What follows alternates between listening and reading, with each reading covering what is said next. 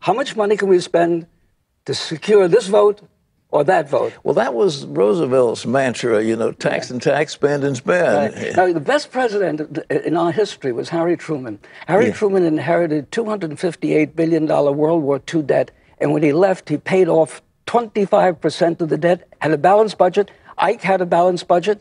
It wasn't until 1970 that we had a deficit, and by 1982 we had $1 trillion, and now, only a quarter of a century later, we have $12 trillion.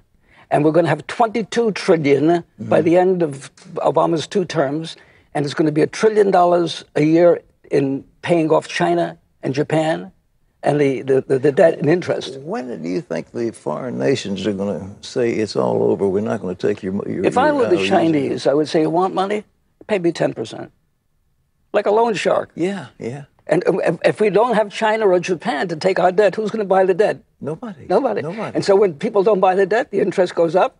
And so not only is the debt bigger, but the interest is bigger, and that's a spiral, and that's the end of the country economically. Well, it is the end. Well, why doesn't somebody see it? You see it, but I understand the media, the mainstream media, won't let you have a voice anymore. When I did my first book, The Government Racket, I was on Larry King, CBS, Good Morning America.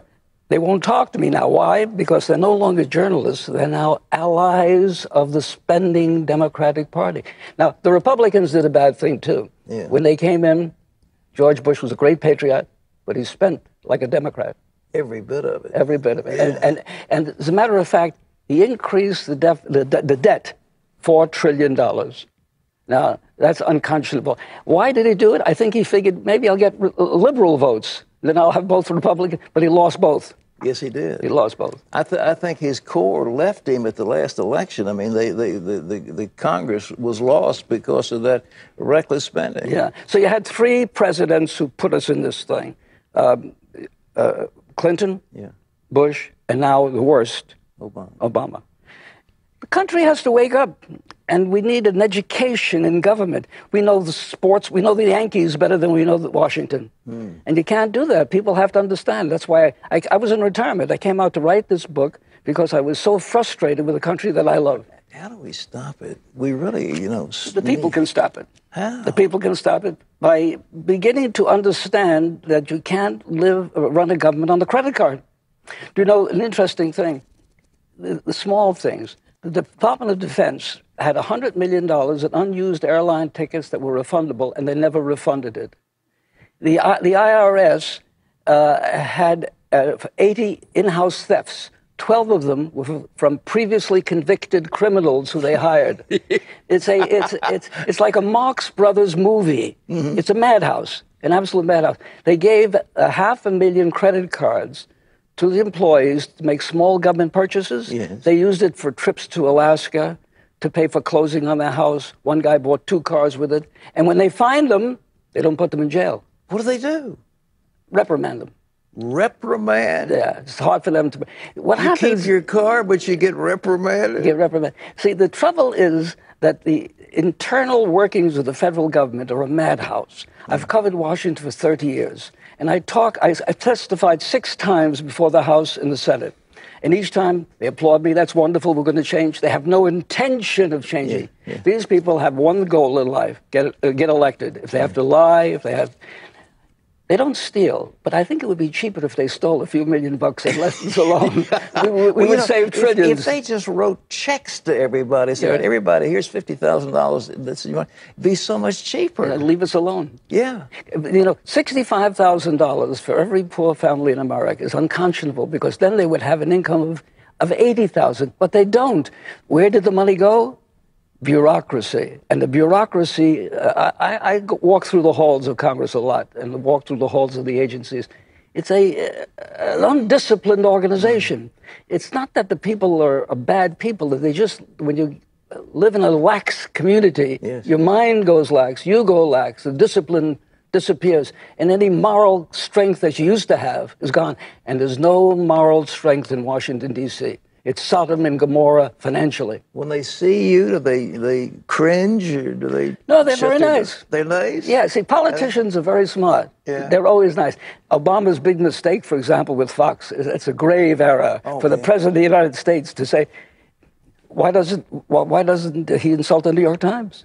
I mean, he picks out somebody who opposes him, which is childish. I taught college for 15 years. Mr. Obama is a college student.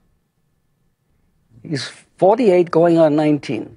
Yeah. Doesn't have practical experience, has read Saul Alinsky and Freud and Galbraith. His head is full of theories, and he can't connect the theory to the reality. And the reality is awesome and frightening, and he's afraid to face it. Is he going to destroy the country? No, the country will survive, but poorer. Go back to the 1960s, 70s, we were very rich. Today, wages, it used to be $30, $35 an hour, now 17, 16. Manufacturing is going to China. Mr. Clinton did that. He brought China into the World Trade Organization. Their money is monopoly money, fake money. It's 40% below its real value. I have a friend in New Jersey who has a machine shop. He puts in a bid, the Chinese undercut him by 30%. He's going to go bankrupt. So you can't deal with crooks who don't live by your rules and expect to survive. The country is on the same brink of danger as World War II. We won that war through unity. Now there's no unity. Yes, that's right. You know, Eisenhower and Truman were very little different. They were both good Americans, one Republican, one Democrat. Today, the Democrats want us to lose in Afghanistan. They want us to lose in Iraq. There's a lack of patriotism that stems from the political parties and then radiates out to the whole country so that there's no feeling of necessity to love your country. When you and I were young, it was my country, right or wrong. Exactly. Now it's my country, probably wrong. And let's apologize for it if we were the president. That's right. That's right. Now it's a dire time. Dire time. Martin, I appreciate this. This book's available, National Suicide. How is that available around the country? Yes, and also on Amazon, where I'm #1 in public policy. Good for you. The press don't like me, but the readers do. Well, I think this is a must-read, ladies and gentlemen. National Suicide, Martin Gross.